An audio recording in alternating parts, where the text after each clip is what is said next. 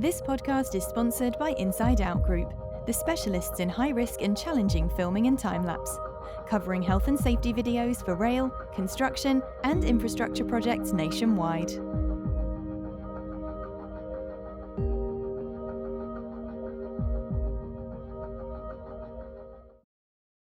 Welcome to this week's Safer Than Your Average. On the show this week, we've got Neil Fisher. If you look NEBOSH up in the dictionary, there's a photo of Neil holding a plaque that says, "Completed it, mate." Neil's done almost every training course you can imagine under the sun, and I don't know how he fits it all in as well as working on the railway. So, we're just got to hand over to you, Neil, just to introduce yourself first of all. Hi everyone, I'm Neil Fisher. I'm a health, safety and environmental practitioner on the railway. I've been working on the railway for 14 years now, in safety for the last 8. Excellent. Okay, so I know you've seen the format of the podcast in the past. Yep. We like to just go right back to the start with the guests, where you grew up. Tell us a little bit about your background. Okay, so I grew up in a little mining community called Armthorpe. It's a village in Doncaster. My parents are originally from Scotland. They moved down in the late 50s, early 60s. So all the men could go work in the mines. And that's where I grew up, typical mining community. The men went to work, they came home, they got changed, they went out and they had a few beers. That type of thing, very close-knit community.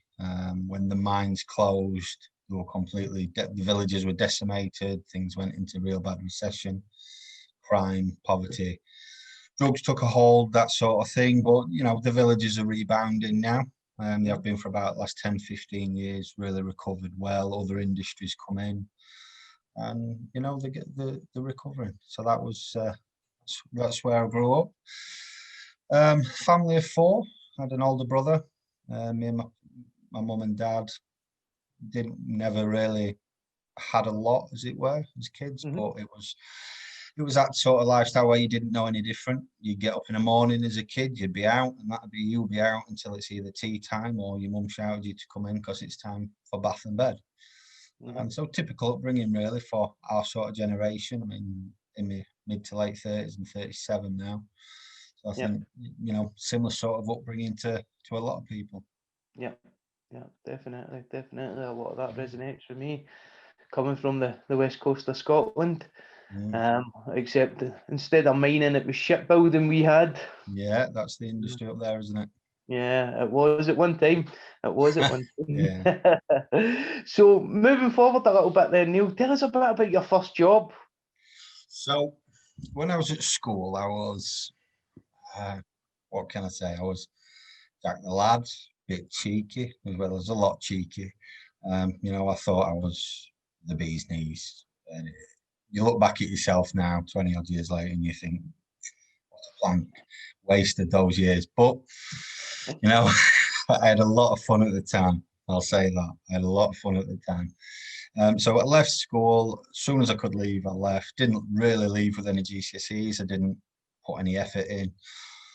It wasn't that I couldn't apply myself. I just have and it's still to this day, I have a very, very, very short concentration span. If I'm not interested in something, it's over. If I am interested in it, I'll digest it and I'll listen to it all day. But at the time, I wasn't interested in school. I was just interested in going out with my mates, chasing girls around, that sort of thing, as you are at that age. So 16, I left school, no GCSEs. But I was quite fortunate in that when we did it was called Trident at the time, work experience that you do when you're about 15. Went to a construction company called Henry Boot. Yeah, I know Henry Boot, yeah. Because I was a bit of a Jack the lad, I kind of fitted in with the building trade at that time. And they told me, when you leave school, give us a ring and we'll sort something out for an apprenticeship. So I went there and I got a painting and decorating apprenticeship. And I think that lasted for about 3 or 4 weeks. And at the time, it was the princely sum of £55 a week. And at first I thought, you know, I'm rich. I've gone from £5 a week pocket money to £55. And then can't remember if it was a friend or I saw it advertised somewhere, and they said, come work in this factory and you can earn 130. And that was just astronomical money at the time. So in my infinite wisdom, being a know-it-all 16-year-old, I left the trade to go and work in a factory. And that's kind of what I did for the next, say, 10 years-ish. Just sort of drifted from job, lived for the weekends, going out, having fun, as you do at that age. Had a lot of fun doing that. And then it was kind of got to an age where I just thought, what, I've got to start thinking about something here. As I'm getting into my early 20s, mid 20s, I'm not really going anywhere. And that's the time that you see your friends, they're buying the houses, they're having children, and I'm still living for the weekend. And it was my uncle, he worked for a company called Grant Rail at the time. And I always remember he showed me a wage slip. And this is probably going back very early 2000s. He showed me a wage slip where he'd earned £500 a week. And that just blew my mind. Absolutely blew my mind that someone could earn that amount of money. So I was constantly badgering him, get me a job, get me a job, get me a job. It was called plate laying at the time. Yeah. But he could never quite get me in because you have to have PTS and all that sort of thing. So then I was working with a friend doing some house renovating work. So we're doing decorating, knocking walls down, painting, that sort of thing. And working in Cleethorpes. And we went out one night, we got a bit drunk and found ourselves in a little bit of bother on the way home. And we spent the night in how shall we say,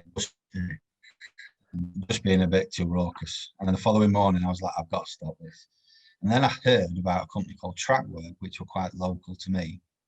And they were doing it was a government funded scheme, and you went to college with them, and it was 10 weeks. And in that 10 weeks, you got your PTS, so your personal track safety to those that aren't familiar with the railway. Your track induction, and they trained you up on small tools, plant, all that sort of thing. And you got a couple of MVQs thrown in along with it. And I pretty much really quickly on that course, I found I had a real passion for that environment.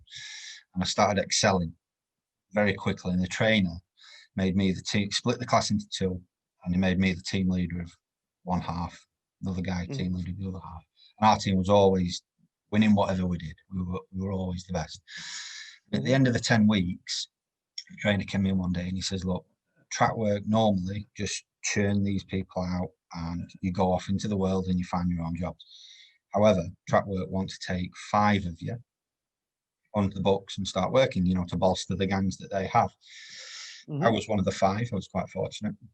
So they put me into one of the gangs, and you come out of your training course, you think you're the bee's knees, you think you invented you think you invented the railway, you think you're everything. And then I think it was in September 2006. My first shift was a Saturday night shift, which was a huge culture shock, and it was shoveling ballast. For those that don't know what shoveling ballast is like, how I didn't put my back out on that shift, I don't know. It's the old trick of you give a newbie a shovel, and then you tell them to go and shovel some ballast, and the first thing you do as a newbie is you whack that shovel in as hard as you can, but it's going into ballast, so it doesn't go anywhere, and you just jar your arms. So I did a 12-hour shift, and I think I must have told myself throughout that 12-hour shift it wasn't for me. It was raining. I had a supervisor on site that was quite notorious. He was called Barry the Beep, and he wasn't called that for nothing, and he was. And it was such an enlightening experience. And then I started working in again with a team, ex-miners, just get the job done type of individuals. And it was just the best time when you first start on the railway and you're getting to know everything, you're learning it, and it was just great. And they were just so rough-arsed, the people I was working with, and it was I learned how to fix the railway. I didn't learn anything about health and safety in that time whatsoever, because it was literally you went, you got it done, you went home.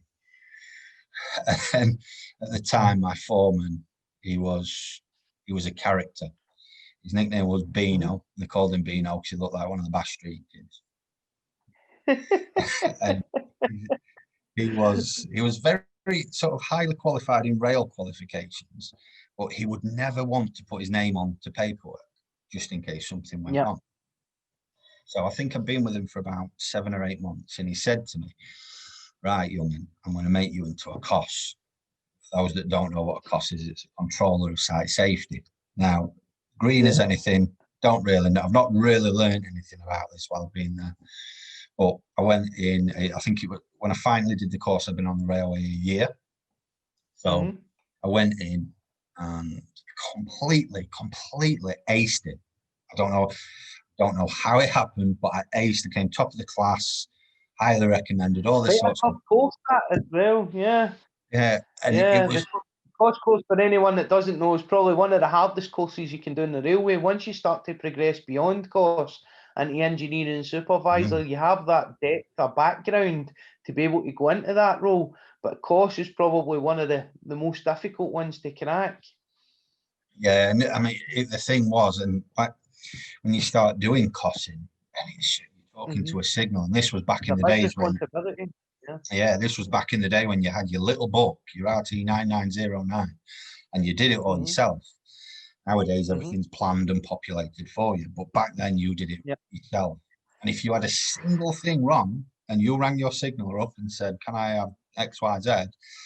you'd either get the phone down, put down on you, or get told to go forth and multiply, and ring him back later when you got your facts right. But I took a real shine into it. That, aren't they? Yeah, they're an odd bunch, signalers. They're either really helpful or really unhelpful. But yeah, I just found that I sort of taking a real interest in that and a keen interest in that, and I was doing that for quite a while. And I think it was coming up for we were always the team that worked away, always to get all the jobs that were away from home. And you know, as someone in the mid-20s, and you're earning that sort of money because you're working 10 hours a day, 6 days a week. And at the time, I'd moved back to my parents. I didn't have any financial outgoings. I wasn't married, no children at the time, nothing. So it was just, I thought I was a Saudi prince. I had that much money. And it was just the life you led at that time. And it was just, we'd be in London a lot, we'd be all everywhere. At Weston-super-Mare was always quite eventful when we went there. And that's kind of how I got the foundation on the railway. And then it got to 2009 and financial crisis hit. And then we went into recession, and it started getting, the industry, if you remember back then, got really thin. So they were looking to make redundancies. And at that time, they had Trackwork had some directors leave, and it's formed up their own business called First in Rail. And when Trackwork were offering redundancies, it was sort of the last in, first out type of model. And they tried with a few of us, they tried saying, "Look, we're going to lay you off for 6 to 10 weeks or something." I can't remember exactly how long it was. Or if after that time we can't bring you back, we're going to make you redundant. So in the meantime, I spoke to some people, and I got the offer of a job in London on London Underground. So I said to Trackwork, I said, "Look, I don't want to wait the 10 weeks. Just let me take my redundancy now. Got this other opportunity." So that's what I did. And I went down to London, worked on the Underground, kind of took a step backwards. I started back again in the teams, working just as a labourer. And well, what a culture shock London Underground was. Yeah, it's totally different, isn't it? Yeah, it was just, and I stood on the platform the first night, and what they called the protection master gave his briefing. Now, at this time, you've got to bear in mind, I'm a little railway worker from Doncaster. I've not had much interaction with other ethnicities in the industry. When you go onto the London Underground, and a lot of the protection staff who do a tremendous job, but it was my first experience of listening to a Nigerian person speaking, and I didn't understand him. And I said to him after the briefing, I was like, "I'm sorry, I'm from Doncaster. I'm not from sort of London. So could you repeat it?" And it took me a while to get used to it. And when I did, and it's just second nature now, but it's just that difference in how people talk, and it was just a real big culture shock. And then to go on to the underground, actually working in the tunnels, and the first time I was down the tunnel, for anyone that's been on the underground, the tunnels, whilst they're underground, quite close to one another. So there could be one open that's going above you while you're working in one. And a train's going through, and it sounds like it's coming around that bend again. So it's quite a daunting experience on the underground. Yeah. But I did a few years on the underground, and then I got asked if I wanted to do. It was a scheme tube lines were doing at the time, and it was called Be Safe. And it was just like giving someone within the team a little bit of sort of responsibility, safety, just to take a step back and just have a look at things. So you'd have your protection master who would be in charge of the protection side of things and keeping you all safe from the trains.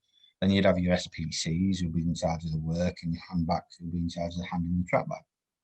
And this was sort of a project, and it was really, really good. And it was giving someone in the gang a little bit of sort of training and encouragement, just to take a step back every shift and just have a look what's going well, what isn't going so well, what you could actually look at. So, because when you're in one of those roles, you're so focused in tunnel vision on what you're doing, you're not quite seeing in your peripheral. And that's what it was. And I got a real interest in that. And at the time, it was one of the most senior people for safety on the underground was a gentleman called Neil Pepper. And he came down one night and he looked at, and I took this very seriously, and he looked at my folder, and he didn't really say anything to me on the time. Then the next day I get called into the office and saying, "Neil's reported your folder." And I'm thinking, what? He never said anything to me on the night. What? So I'm thinking he's reported me in a bad way. And they're like, no, he's reported it. It's the best one he's seen. And he thinks you're really driving it forward. And they were going to come film me and do all this different stuff talking about it. And then he came down and spoke to me about it. And that was my first real introduction into safety. And what that led to was my director at the time saying to me that they had a vacancy in the safety team and would I be interested in doing it? Straight away, I was like, absolutely. So it's a little bit of a pet hate of mine now, but it's how I kind of started as well. But he just said, right, as of Monday, you're going to be the night safety advisor. And that was my introduction. I had no safety training or anything like that, and it was that's how I drifted into safety. And that was a challenge. That was a real good challenge on the underground. That was. Yeah. Oh, fascinating. So moving forward from there, then safety focused jobs. Talk to us a little bit about how that expanded from there. Where did you go from there? So it was a little bit. I thought straight away, right, I want to do my NEBOSH. I want to do it well. Talking to people, I'd never even heard of it at the time. I was like, what safety qualifications have you got? And they were like, NEBOSH. And I was like, oh, what? So then they would explain National Examination Board of Occupational Safety and Health. I'm like, what is that? So I started looking into it, and I thought, wow, there's no way I can do that. Absolutely not. So I thought about it and spoke to the director at the time, and it was very much of the mindset, look, you're just starting out, get some experience, and in 6 months, a year, we'll discuss it again. So then I started, I think that was my first real sort of brush with what we call imposter syndrome now. And I was like, I don't feel comfortable calling myself a safety advisor without any formal grounding. I've got experience in the work, absolutely, but having that safety knowledge, you know, if people ask you about legislation, I had no clue back then. So I thought, right. So I looked at it, I looked how much it was going to be, and there was a place close to where I lived at the time. And I was living in Kent at the time, that did the course. So I thought, you know what? I'm going to do it. Self-funded it. And I did it, and well, that was just like an epiphany moment for me. So I did that in, I want to say, going on towards the end of 2012. We just had the Olympics in London, which, whilst great for the country and great for London, caused massive disruptions in the travel industry. Yeah. So the sort of transport network, nothing could move around in the daytime. It affected the trains because they were running late, so you got less time in engineering hours and that sort of thing. So a lot of people were stood down from work at the time, and as a 0 hours contractor, it was challenging for quite a lot of people. So I thought, I need to start diversify, and you know, living in Kent and working in London, it's an expensive deal. So if you're not earning money, you're in banging trouble. So I self-funded the NEBOSH, and I did that, and it was just, it blew my mind. You know, you start it day one, you think, this is brilliant, this is amazing. And then you get further into NGC 1, and day 2, you start feeling like you're a barrister in training. You think, I know everything. And then day 3, I can remember going home, laying on my bed and thinking, what on earth have I let myself in for here? I went home and I thought, I've not took a single thing in today. I've sat in that classroom all day and I have not took a single thing in. Anyway, you know, you get past that as you get into it, and the more study you do, the easier it becomes. And I think I passed that with quite a decent pass. I think I was, I can't remember if it was a credit or distinction or whatever, but I was over the moon with that at the time. I mean, right now, I don't care about pass, credit, distinction. You'll never see a job advertised for a distinction NEBOSH. A pass is a pass for me. That's what I always tell people when they ask me. And then I'm talking to some of the people I work with, and you know, you come out of your first NEBOSH course and you think that's it. You think you're the man. You think you wrote Health and Safety at Work Act after that. So I was talking to people, and they were like, "Well, yeah, I've done my NEBOSH," and it just seemed on the underground that was sort of the status quo. You didn't really do much after that. You'd made it, and that was the level. I remember one guy, he'd done the diploma, and he was just revered as like the health and safety dark wall. He'd passed the diploma, and you know, nobody passed the diploma. So it's, you know, spending time with him, getting to understand the sort of aspects from him, and I thought, I've got to start doing a little bit more here. And then on London Underground, fire is quite a high risk. So, and more people were asking me about fire. And the general certificate's fine, but it's general. It's all about a general health and safety qualification. So I looked at doing the fire, so did that. And because I'd just done the NGC 1, I could just do the conversion. Much cheaper, much quicker. It was only a week.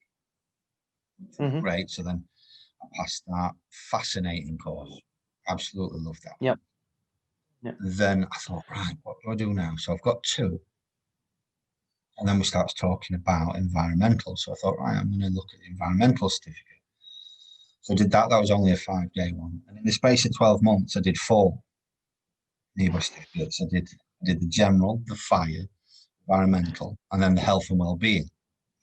Yeah. So that was the 2012 going into 2013. Excellent. And I thought at the time, right, I've done 4. I think I'm ready for the diploma now. Right. I've done as much as I can at certificate level. I want to go for the diploma. So I started looking into the diploma, and at the time it was £6,000. And it was just absolutely, I had a house in Kent by myself, working in London, paying for your own fuel, that sort of thing. There was just no way I had £6,000 at the time to fund that. So I was like, what else can I do? So then I started looking into the MVQ. And Yep. the MVQ, I think it's such an underutilized route now. Mhm. Because degrees, or there's the new NCRQ qualification, the MVQ is kind of getting left behind. But at the time, I looked at it, and I remember signing up for it, and it was like a quarter of the price of what the NEBOSH diploma was.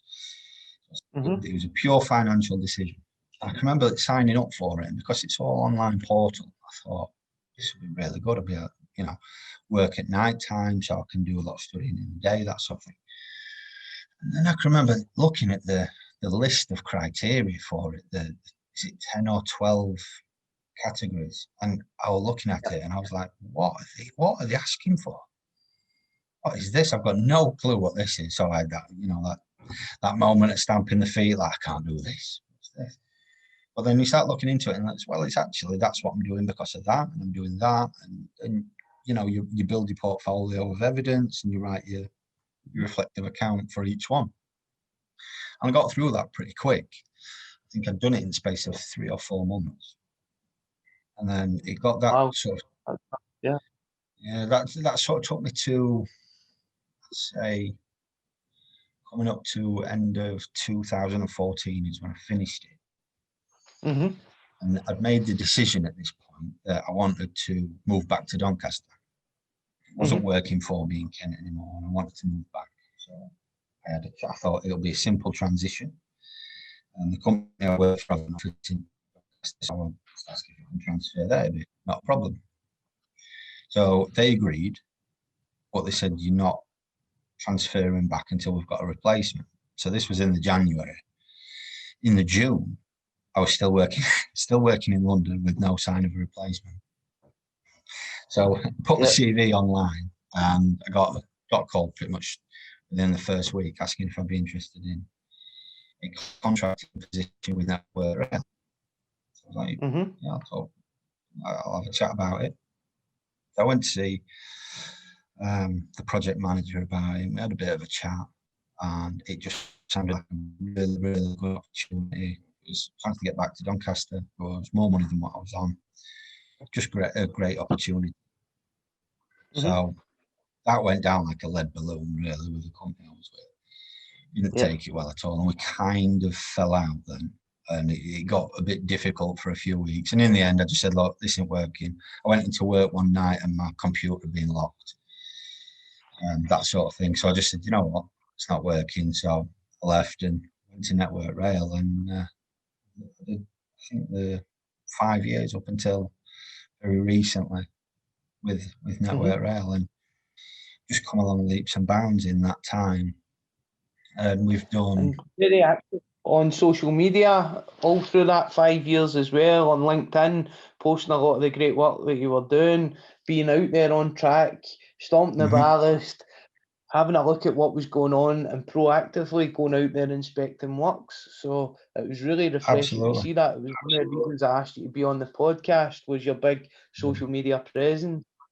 Yeah, absolutely. I mean, I first became aware of LinkedIn when I was on my first NEBOSH certificate, and someone on there, he's quite high up in the military, and he was sort of transitioning to coming out. So he got all these, is it UCAS points or something like that? So he was doing, moving into the safety field. And he said to me, he says, are you on LinkedIn? And I'm like, is that some sort of dating site or something? And it's like, no, it's like Facebook, but it's a professional platform. And I went, no, not a clue what that is.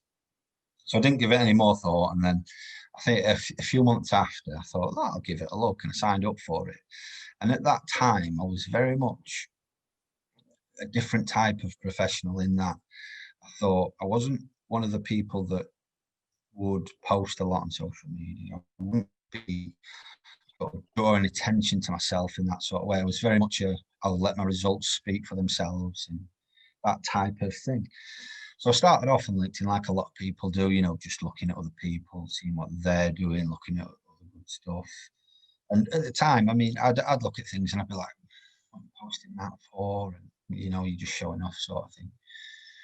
I think that was a bit of sort of immaturity on my part at the time. And then I sort of started maturing as a person and as a professional, and just started using LinkedIn a little bit more.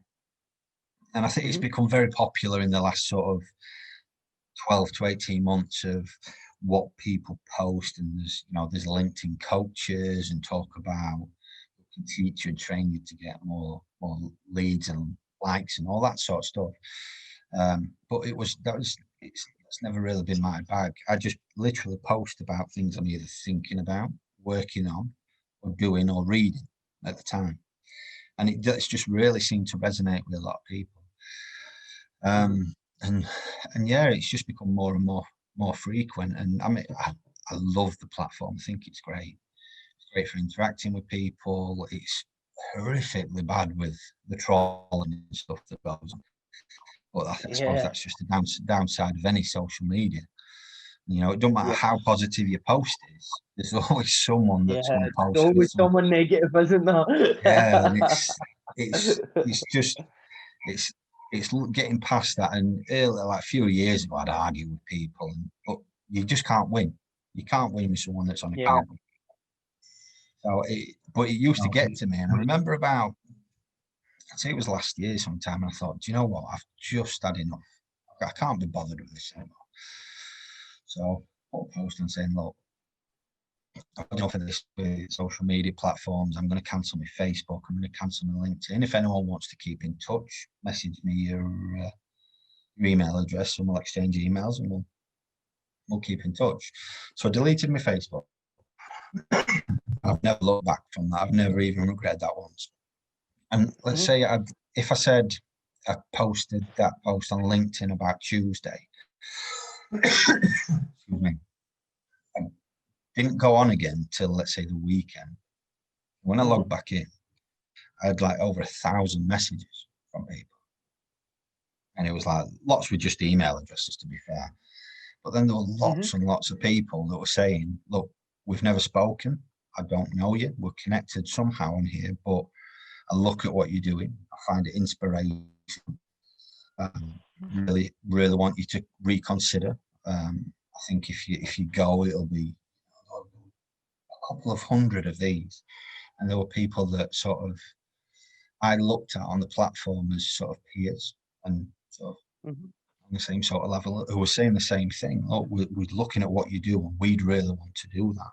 How you do things, and we take a lot of inspiration and ideas from what you do. And I just thought to myself, I was reading it, and then there was a lot of younger people as well that were coming through into the safety profession that were saying, look, we really need people like yourselves that sort of that next generation will stay and teach us how to go through and what to do. I found that really, really humbling. And I mean, really humbling, because in my head, I'm just a simple lad from Doncaster who works hard to get where I've got to. But to see that I'm actually influencing people in that way, it made me stop and think, look, Neil, just get over yourself. It's some people sitting on a keyboard, writing a few things, you know, don't let it bother you. So I've kind of moved on from that now, and I don't really, you know, you get dragged in sometimes, don't you? But I just try not to. And if it's something particularly nasty or particularly harsh, I'll just delete that comment or delete that person or block them. And that's just how I try to take it forward with LinkedIn. But I think it's a great platform. It really is. Platform, absolutely fantastic.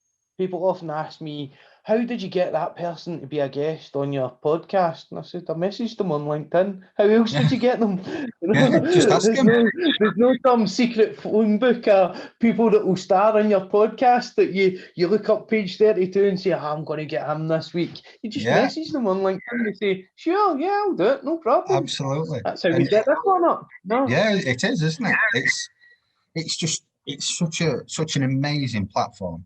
And I think, say in the last, I think it was 2018, there's been a couple of sort of real definitive moments in my career that's really changed me as a professional since then. And it's all been because of LinkedIn. There was one, I went to the health and safety laboratory in Buxton, to do a Yep. training course, Yep. and it was when NEBOSH had just released the Health and Safety Leadership Excellence course. Now, I know that course can get a lot of scorn online because people say it's a one-day course. How can it teach you to be leadership, an excellent leader? It's not. I always explain it's not about that. It's not what it's about. But I went there and I did that course, and it's one day, but I don't know whether it was the amazing facilities, the amazing trainers that had there. It was the two Janes, the senior psychologists that were doing the course. It just resonated with me so much about the content in which they were teaching you, about the listening to people. Sounds simple, but too often in this day and age, we don't listen to understand. We listen to respond. Just listening to someone and wait for them to finish so we can say our piece rather than listening and understanding what is being said. And that's something that I really did take away from that. And then there was a couple of other things. So I started, I've always read a lot, always read, ever since I was little, ever since I can remember. I don't know where it's come from because as a child, I was never pushed into reading by parents or anything like that, but I always have. From there, I started just reading more into that sort of subject matter. I don't know where I saw the book or how I got referred it or anything like that, but it was The Relationship Factor in Safety Leadership by Rosa Antonia Carrillo. And I read it, and it was one of those books that it's going to forever remain on my bookshelf, and I'll probably read it once every year, just because it's one of those books you can take something away every time you read it. And it was just, I was reading that book and reading Rosa's advice and guidance and her experience. It really resonated because this sort of listening and psychological safety type of thing that we're doing now more and more. I've been doing in some way for a few years without actually realizing what I was doing. So that really resonated with me. And another one that's really, really made an impact with me this year is From Compliance to Care by Clive Lloyd. And I've seen these advertised on LinkedIn and stuff like that. And the reason I refer to LinkedIn with this is when I've done a post about the relationship factor, Rosa commented and messaged me. Same with Clive. And I've messaged them. We spoke quite a bit and comment on each other's posts and things now. Being able to have that interaction with authors of that sort of material on a social media platform is fantastic. It really is. And it's those pieces of work by those two are quite seminal, I think. And I think those should be sort of considered in the same context as Eric Holmangel and Sidney Dekker. I give them that much credibility because it's just, I've read them and they're not massive books. They're only like over 100 pages each. But just, if we all adopt some of that sort of information and guidance that they're giving, I think we could make such a massive difference. And certainly for me, using the platform of LinkedIn, I do get quite a bit of coverage with talking to people and giving advice and getting advice myself. Yeah. And some of the stuff that I've seen you post as well, Neil, you're very focused on making it good for the end user, making it good for the guy with the shovel, making it good with the guy carrying out the work at the front end that's out there doing the job. And that's the best passion that you have in safety, is to be able to look after your people that are out there doing the work. Absolutely, because they're the ones at risk. The people in the office, I spend far too much time in the office. I do. But I think it's a necessary evil. There is that element of it. You have to do stuff in the office. But the worst you're going to get in the office is you're going to trip over a cable or you're going to cut yourself on a bit of paper. Out on site in the railway, it's a dangerous environment. Working with electricity, you're working on tracks where trains could be running at 125 miles an hour. You're working with equipment that's quite dangerous if you don't know what you're doing. I mean, I've had quite a nasty accident myself on the railway, and that was a big turning point for me in my mindset of, actually, we need to start looking at things. It was. Can you share a little bit of the circumstances around that as well, Neil? Yeah, absolutely. It was. We're going back to about 2008-ish, I think. I remember it was a February. I remember that because it was bitterly cold. And we were up in Port of Tyne. It was, Right. we were doing a job that's called, we were moving a buffer stop. So we weren't on the main lines or anything like that. We were in the port area. And all we had to do was extend this buffer stop by 7 meters. So it was literally cut into the rail, drag it out with a machine, put some sleepers in, 7 meter closure rail, job done. Friday morning, 3-4 hours work at the most. So it was freezing. It was absolutely freezing cold. I remember that. And that it was good for me. This is good. So I was carrying a duff jack. And for anyone that doesn't know what a duff jack is, it's a big, heavy jack that you put on the rails and you use to lift up the rail. They weigh a lot. So I had it on my shoulder. I'm carrying it like that. I'm going up a banking. It was against all the principles of health and safety, safe access and egress. But we're climbing up this banking and it's all ashy. It's not ballast, it's not secure, it's just that soil and just all material that they've dumped there over the years. Quite a steep banking, and I lost my footing. About halfway up it, I lost my footing. The first thing you do when you fall is put my hands out to scrape my fall. Did that, the duff jack came down the back of my hand. Instantly I felt like an electric shock pain go up my arm. And I looked down, and I'll never forget it because I'm utterly convinced I would have lost a finger had it not been for my gloves. So my middle finger on my right hand was pointing it was sort of like that in the glove. And so I'm holding it, I'm throwing up, and people are coming up to me that I'm working with and saying, what's up? So I've told them. And I wouldn't say I made the mistake, but I said to my foreman at the time, look at my finger, I lifted my glove up and he was pointing in a very abnormal direction. I said to him, look, you're going to have to take me to hospital.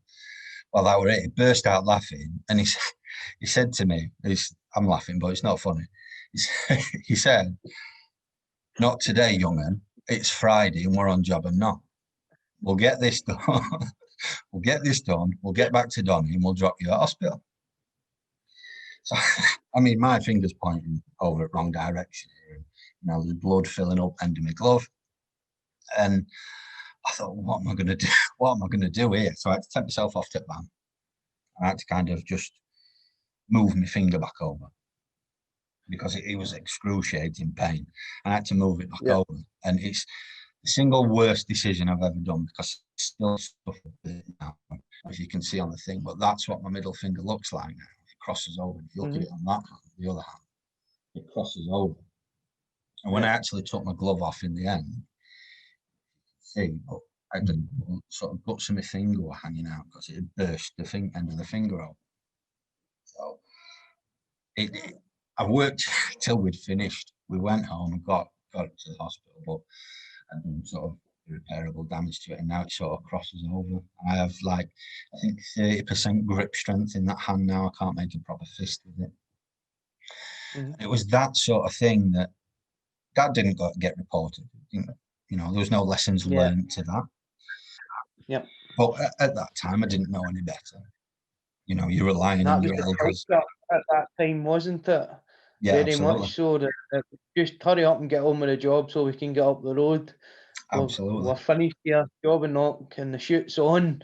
And it's like wacky races to get away, Yeah, absolutely. And it wasn't until we were on the way home and we'd whacked the heaters on and we started to thaw out a bit, that's when the real pain set in.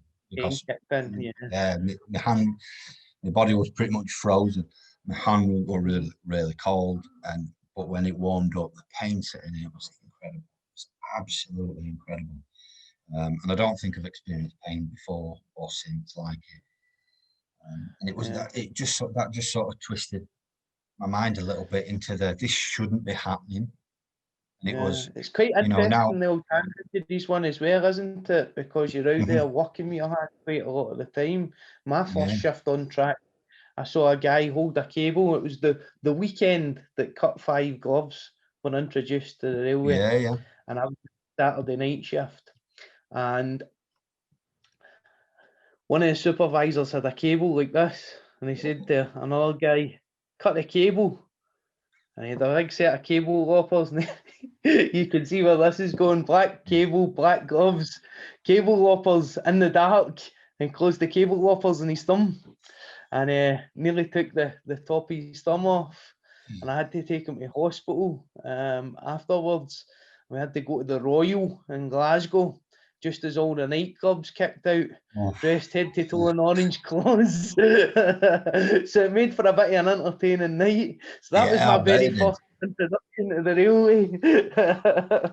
But that's the sort of thing that was happening back then, and it just sort of, you know, now we've got a bit more of an education and understand these things. It's looking at, you know, I know that was the culture back then, but why on earth did someone not stop or even at the planning stage think, right, how are they going to get up there? How are they going to do that? And this sort of thing. And it wasn't heard of, was it? And I mean, I don't think I ever reported or saw an accident be reported whilst I was working on the railway for the first 5 or 6 years. It's just, that was the culture, wasn't it? Ex-miners, you know what I mean? They were a lot different breed. There was a fear of being a zero hours contractor as well. When you work in the rail, it's a very different environment.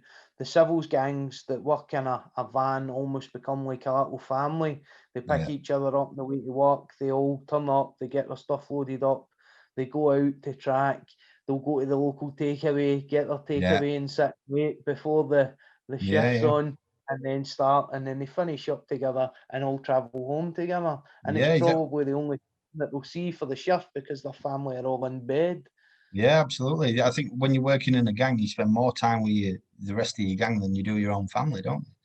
And especially if you work away from home as well, that it becomes your family very quickly. And it's that not wanting to admit that someone's made a mistake potentially, and that's why you've ended up in the situation you're in. And you know, there's still elements of that. It is still out there. It's out there, but I think my sort of ethos on how I conduct myself and sort of take my profession, it is all about the end user, because without the end user, the boots on the ballast, there's nothing that gets done. Absolutely nothing that gets done. Projects live and die on having the right people in the right place at the right time, don't they? Absolutely, absolutely. And at the moment, there's such a lack of really sort of skilled workforce, because a lot of the workforce have left. You know, like when the industry goes through the slump, and you know, you have your control periods in the railway, and when it sort of gets to the end of the control period or the beginning of a new one, in the TP6, and it took a massive dip that a lot of people contracts don't get awarded, and a lot of people think a lot of people think, do you know what, it's not worth it. I can go and, you know, rather than working a 12-hour shift or 2 12-hour shifts on a weekend, they can just go and get a job somewhere else Monday to Friday, bit less money, but at least they're home and at least it's secure. So that's a big challenge. Yeah, you're starting the cycle all over again there as well, aren't you? You've brought these people on for the last 5 years, giving them all the coaching, the mentoring, trying to train them up and get them working safely and get them working in the ethos that you want them to work in, and then you lose them all, and then you're starting from scratch when you're bringing all the fresh blood back in. You'll keep your core team, but a lot of the guys in the periphery that you're really starting to bring on and develop, they all disappear. You know, it's really hard. Yeah, it is. It's certainly a challenge, and it does certainly keep us busy. Yeah, definitely.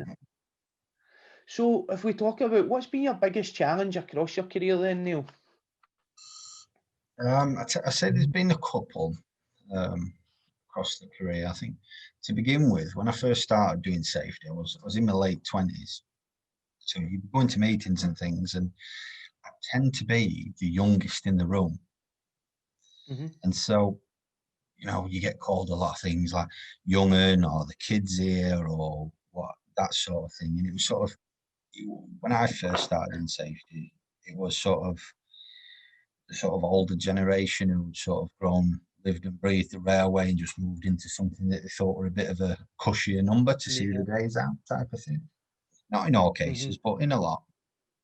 It was kind of building that relationship to where you sort of, they respected you having a seat at the table with them, that sort of thing. That was always a challenge, getting to look past the age. And I suppose it's the same sort of scenario that's happening across the rail industry at the moment with equality, isn't it? It's getting a more diverse workforce, and having the right people in the right post, and not just having it as jobs for the boys, and they've got there through time served. And I think that's one thing the industry is doing a lot better at. I mean, it could be better, as anything could.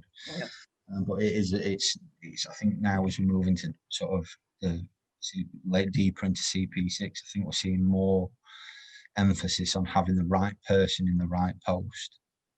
Yeah, you're starting to see a lot more professional people being recruited in that have come from the kind of university background, as well as having the core people that are there that have been there a long time. It's important to have that balance and that mix, and I think that makes for really strong teams. Some of the best teams that I've worked with in the kind of signalling sphere have been the long-term signalling people, but getting shaken up a little bit with some of the fresh blood coming. Yeah, with fresh ideas on how to do things, rather than it just being the old adage of this is how we've always done it. Back to learn and develop as well.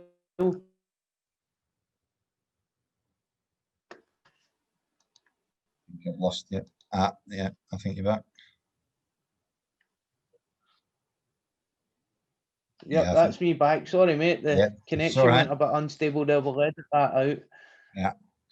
I think another challenge that I've faced is sort of sat with myself in that I'll have sort of really, really strong periods where I'll do lots of development and things like that. And then I'll have a bit of a sort of imposter moment that creep in, and I'll be like, am I really as good as what I think I am? Should I, And then you start being a bit self-critical and self-doubt. And don't get me wrong, when I'm at work, I walk into every room as myself. I don't try to be anything I'm not. I don't have airs and graces. I'd like to think I don't carry an ego. I just try to be myself. But then, you start thinking, I'm cut out for this. And I'm sort of in I don't know, I'm in a bit of a quandary of where to go next with my career, because I'm still really enjoying the frontline stuff. But then, like 2 years ago, I'd have been absolutely adamant and focused that I want to be in a head of safety role or health and safety director role. And I know I could do that role, standing on my head. But is that what I want to do at the minute? Am I going to be happy? Because once you sort of reach that level, that's quite a rarefied air, and it's not really that much time to get the boots on and make a difference with the end user. It's more strategy and the longer term goals. So I think that's certainly a challenge for me at the moment, thinking about where I want to be. And I've kind of just put that on the shelf. I'm happy in what I'm doing right now. Until I'm not happy, I'm just going to continue on. Keep making a difference to the front line and that sort of thing. But whereas 2 years ago, I'd been adamant, within 3 years, I'm going to be in a health and safety director's role. I'd interviewed for those sorts of roles, and I've been successful a couple of times for senior positions on one head of safety role. And for whatever reason, we couldn't agree terms. And it was just, I'm a big believer in what's meant to be will be. When the time's right, something will present itself, and that's how I'm sort of approaching my future sort of career progression in terms of job. In terms of personal development, my personal development plan changes quite frequently, and I think I'm going to, over the next couple of years, take a bigger focus into the environmental sphere.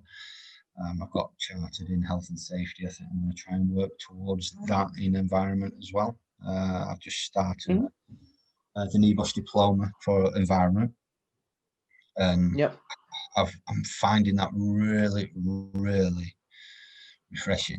Because tough course as well, isn't it?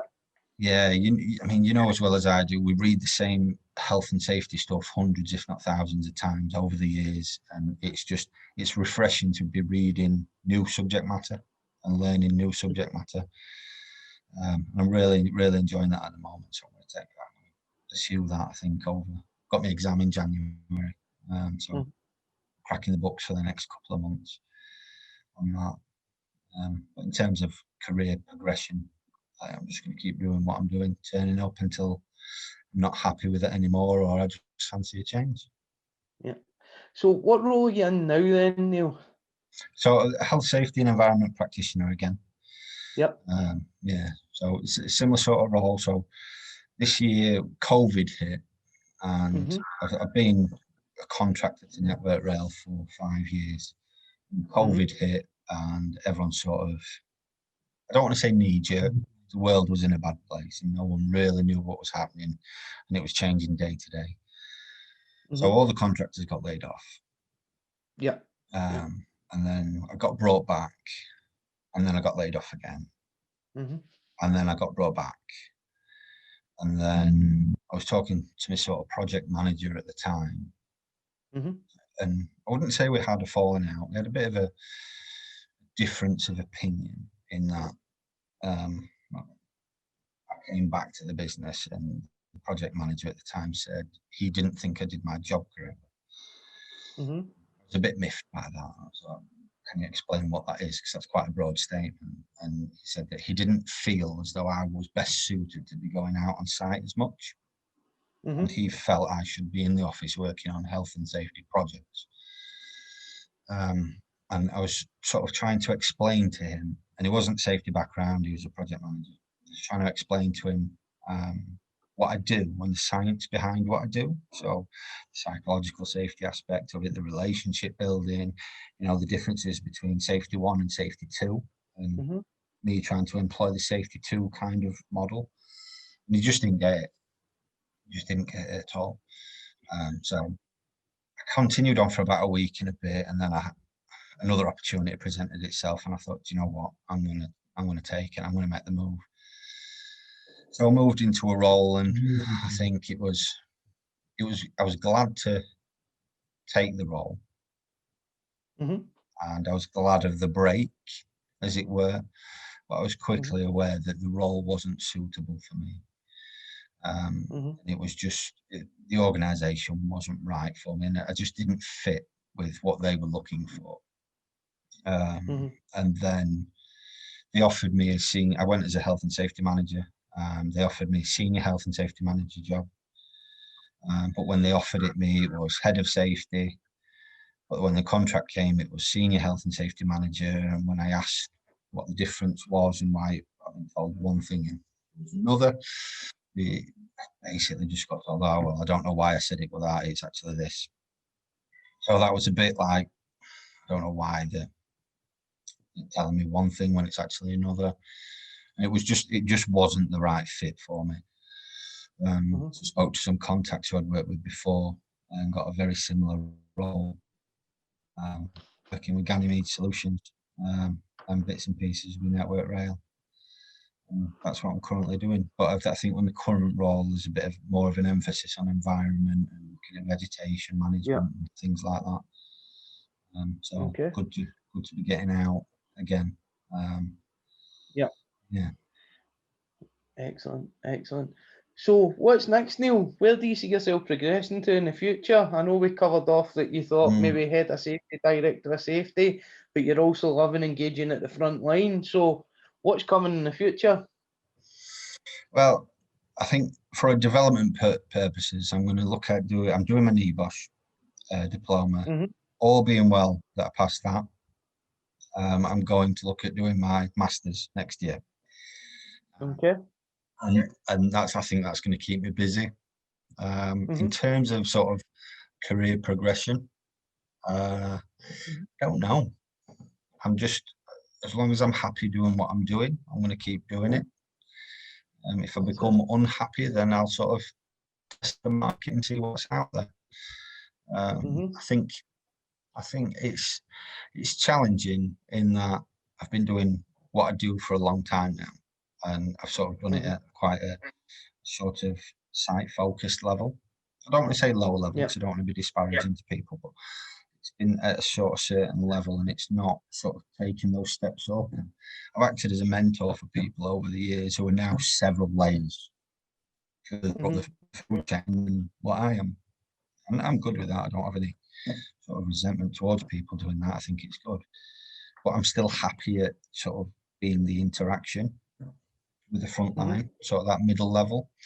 But a few people have said to me, look, you need to be applying for these sort of senior roles. And then when you're in a senior role, you can make that change.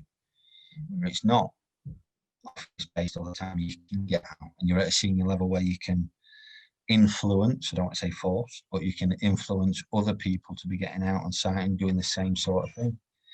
That's, I think that's where I see myself.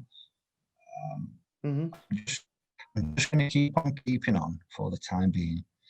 Look at getting my education to a point where I think, you know what, I'm all right for a little bit. I don't think I'll ever be fully happy or satisfied or content because I've got such a curious mind. I want to know and understand and learn constantly.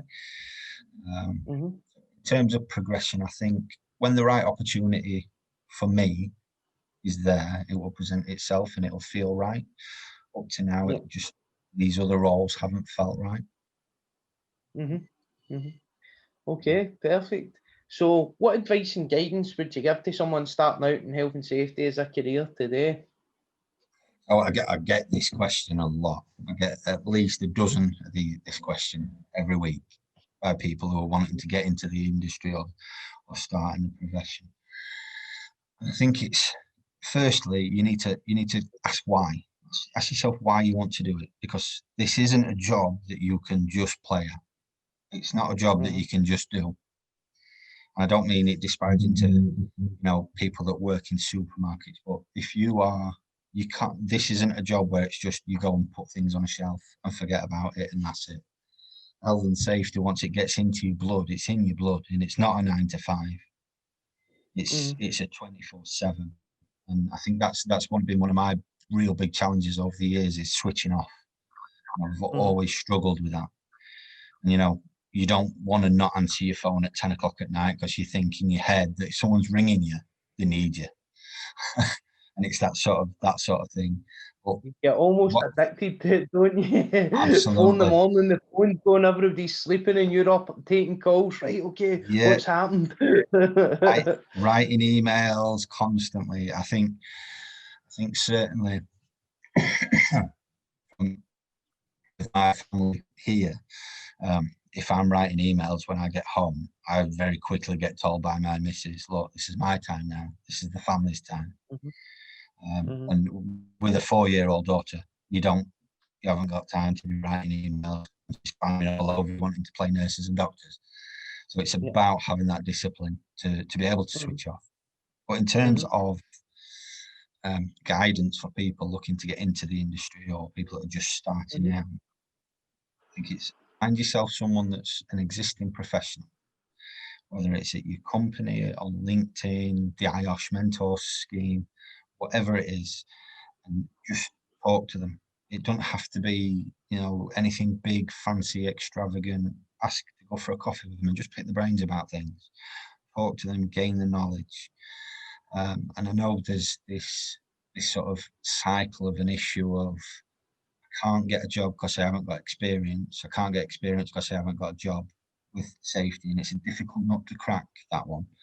But what I'd advise anyone is get on Google health and safety consultancies in my area, within whatever's commutable for yourself, whether it's 5 miles, 10 miles, 15 miles, and drop them a message.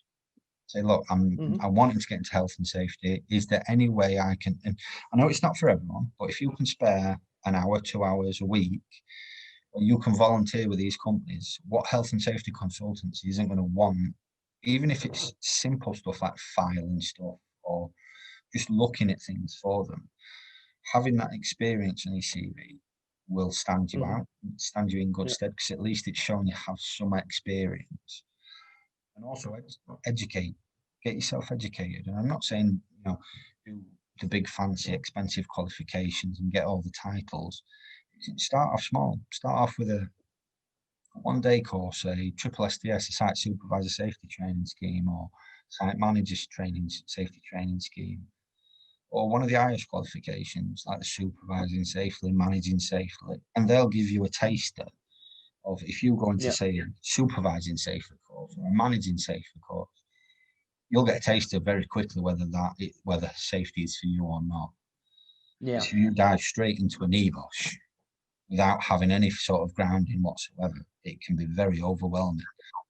And of course, NEBOSHs are great to have, not just NEBOSHs, but any sort of safety qualification of that level.